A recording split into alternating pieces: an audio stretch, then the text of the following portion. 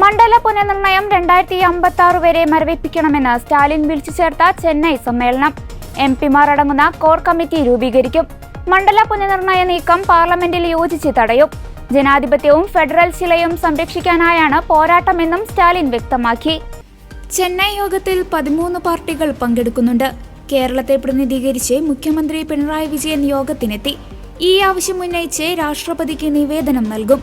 മുഖ്യമന്ത്രിമാരും പാർട്ടി പ്രതിനിധികളും ഒന്നിച്ച് പ്രധാനമന്ത്രിയെ കാണും. മണ്ഡല പുനർനിർണയത്തിൽ BJPയെ കടന്നാക്രമിച്ച് മുഖ്യമന്ത്രി പിണറായി വിജയൻ പറഞ്ഞു. വടക്കേ ഇന്ത്യക്ക് ഗുണകരമാകുമെന്ന് അറിയാവുന്നതുകൊണ്ടാണ് BJP മണ്ഡല നിർമ്മാണവുമായി മുന്നോട്ടു പോകുന്നതെന്ന് പിണറായി വിജയൻ ആരോപിച്ചു. ബ്രിട്ടീഷുകാരുടെ കേന്ദ്രീകൃത ഭരണത്തെ എങ്ങനെയാണ് ഇന്ത്യക്കാർ എതിർത്തതെന്നും അവരെ പുറത്താക്കിയതെന്നും ഓർമ്മിപ്പിച്ച പിണറായി വിജയൻ കേന്ദ്രത്തിന് മുന്നറിയിപ്പും നൽകി. ഇന്ത്യയുടെ നാനാത്വം രാജ്യത്തിന്റെ അടിസ്ഥാന തത്വമാണെന്നും അദ്ദേഹം പറഞ്ഞു.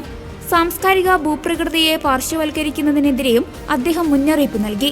കേരളത്തിലെ കുടുംബശ്രീയും തമിഴ്നാടിന്റെ സ്കൂളുകളിലെ ഉച്ചയൂണ് സംവിധാനവും പിന്നീട് മറ്റ് സംസ്ഥാനങ്ങൾ മാതൃകയാക്കി. കേന്ദ്രീകൃത നീക്കം അത്തരം കാര്യങ്ങൾ അനുവദിക്കില്ലെന്നും അദ്ദേഹം വ്യക്തമാക്കി. മറുഭാഗത്ത് ജനസംഖ്യ കുറവാണെന്ന് പറഞ്ഞ് നമുക്കുള്ള പണം തരാതിരിക്കുന്നു. 1976 ജനസംഖ്യാ നിയന്ത്രണ നയം രാജ്യത്ത് മുഴുവൻ നടപ്പാക്കാൻ വേണ്ടിയുള്ളതായിരുന്നു. എന്നാൽ കേരളം പോലുള്ള ചില സംസ്ഥാനങ്ങൾ മാത്രമാണ് അത് ഫലപ്രദമായി നടപ്പാക്കിയത്. ഇടുങ്ങിയ രാഷ്ട്രീയ മനസ്സുമായാണ് BJP മണ്ഡല പുനർനിർണയ വിഷയത്തിൽ മുന്നോട്ടു പോകുന്നത്.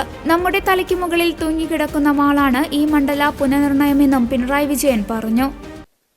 If our parliamentary representation is further reduced, while our share of the nation's wealth continues to decline, we will face an unprecedented situation in which both our rightful share of funds and our political voice to demand them diminish simultaneously.